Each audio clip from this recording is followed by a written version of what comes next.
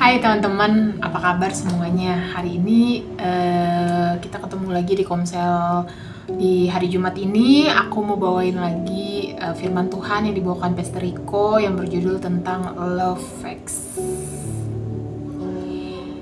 Oke, kita mau belajar dulu tentang pola kasih dunia di sini, teman-teman yang tidak tulus. Di sini ada beberapa pola kasih dunia yang tidak tulus. Mungkin ada beberapa di sini teman-teman yang merasakannya atau pernah mengalaminya, yang dimana di sini adalah yang pertama yaitu ghosting, menghilang tanpa alasan. Yang kedua adalah rose color glasses, hanya melihat sisi baik dan mengabaikan realitas. Yang ketiga adalah breadcrumbing, memberi harapan palsu tanpa komitmen. Lalu yang keempat adalah love bombing, yang menunjukkan kasih berlebihan untuk memanipulasi. Dari semuanya ini, itu adalah pola kasih yang tidak tulus yang dunia berikan kepada kita. Dan disinilah kita harus bisa menjaga hati kita, dimana yang Alkitab katakan adalah jagalah hatimu dari segala kewaspadaan. Kita mau buka, nanti teman-teman baca lagi di Yohanes 15 tentang pokok anggur. Bagaimana di sini Tuhan Yesus itu adalah pokok anggur dan kita adalah ranting-rantingnya. Kenapa kita selalu patah, teman-teman? Karena kita melekat pada yang fana. Seperti aku melekat kepada sesuatu yang fana, yaitu adalah contohnya sering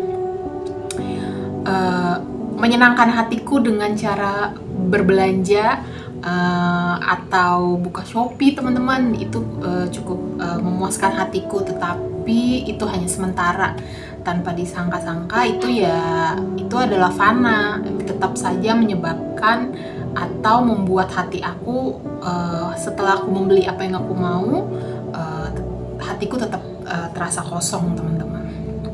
Jadi balik lagi, kita harus melekat kepada pokok anggur yang benar, yaitu kepada sumbernya sendiri, yang adalah Tuhan Yesus Kristus itu sendiri. Lalu kita mau belajar lagi tentang Allah di 1 Yohanes 4, teman-teman. Allah itu apa, teman-teman? Allah adalah kasih, dan Dia yang memampukan kita untuk bisa mengasihi, termasuk mengasihi musuh-musuh kita, teman-teman, atau orang-orang yang tidak kita sukai. Nah, di 1 Yohanes 4 ayat 8-10 aku mau bacakan, teman-teman. Barang siapa tidak mengasihi, ia tidak mengenal Allah, sebab Allah adalah kasih.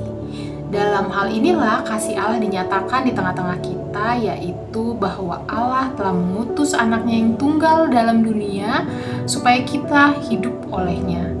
Ayat 10, inilah kasih itu, bukan kita yang telah mengasihi Allah, tetapi Allah yang telah mengasihi kita dan yang telah mengutus anaknya sebagai perdamaian bagi dosa-dosa kita. Di 1 Yohanes 4 ayat 8-10, ayat 8 menjelaskan bahwa Tuhan itu, Allah itu adalah kasih. Lalu di ayat 9 adalah kasih Allah bisa dinyatakan di tengah-tengah kita dengan cara Tuhan sudah memberikan anaknya yang tunggal, Tuhan Yesus Kristus, ke dalam dunia supaya kita memperoleh kasih Allah itu sendiri.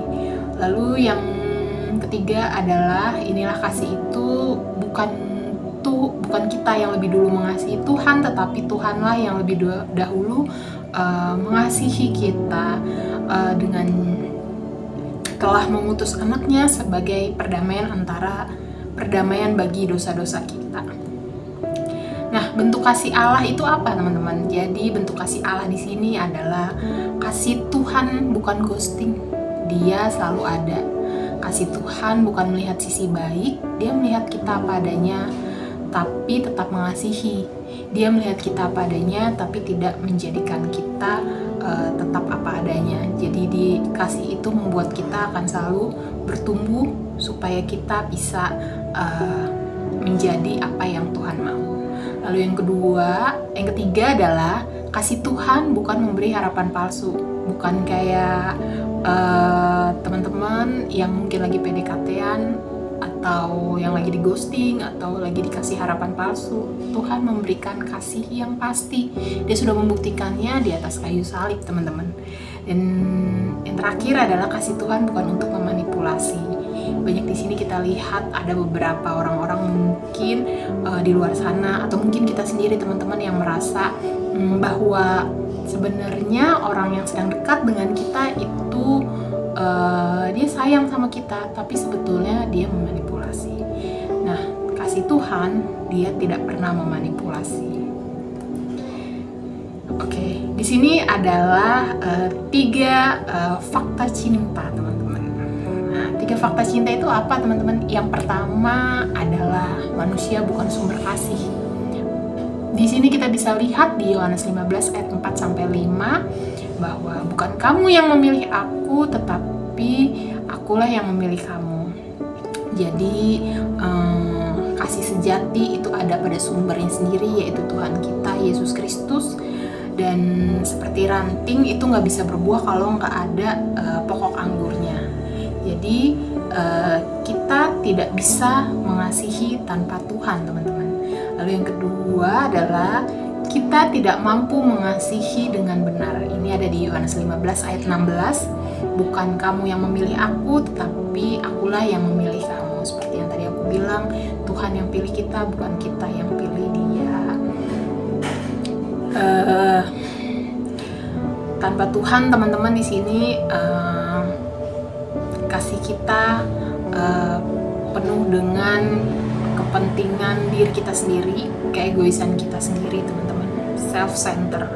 Lalu bukti terbesar kasih Tuhan adalah Tuhan Yesus memilih kita karena kita layak, teman-teman. Dia tahu dari mulai kita sebelum diciptakan ke dunia ini, dia tahu kekurangan kita, keburukan kita, bahkan dosa-dosa yang nanti akan kita lakukan pada saat Tuhan ciptakan kita ke dunia ini. Tapi itu tadi, teman-teman, karena Tuhan begitu mengasihi kita, dia tetap mau percaya sama kita untuk bisa menjalani proses-proses yang Tuhan berikan dalam hidup kita ketika kita lahir ke dunia ini, sehingga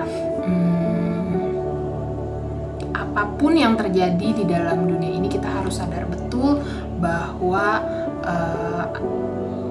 kasihnya itu adalah kasih karunia, teman-teman, yang Tuhan berikan kepada kita. Lalu yang ketiga adalah mau mengasihi itu harus siap tersakiti, teman-teman.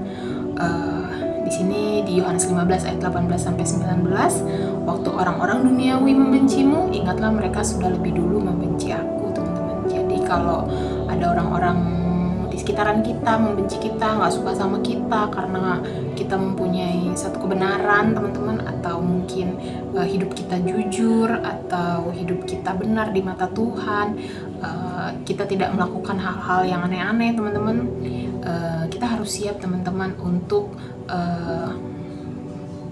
tersakiti, dijauhkan oleh orang-orang sekitar kita yang hidupnya masih sesuai dengan apa kata dunia, teman-teman. Jadi kalau mau mengasihi, kita harus siap tersakiti. Karena Yesus mengasihi dunia, kita bisa lihat dunia menolak dan menyakitinya. Tapi di sini juga kita bisa lihat lagi, teman-teman, mengasihi dengan kasih Tuhan berarti siap mengalami kekecewaan, tetapi kita tetap memilih untuk taat, teman-teman. Nah, disinilah prosesnya, disinilah kesulitannya, teman-teman, tapi percaya sama Tuhan, pasti semuanya bisa kita lewati dan bisa kita jalani, teman-teman. Nah, di sini ada points to pondernya, teman-teman. Nanti teman-teman bisa bahas di breakout room ya, teman-teman. Yang pertama adalah apakah selama ini kita mencari kasih sejati dari manusia atau dari Tuhan? Yang kedua, apakah kita mengasihi, dimotivasi karena mengasihi Tuhan, atau mengasihi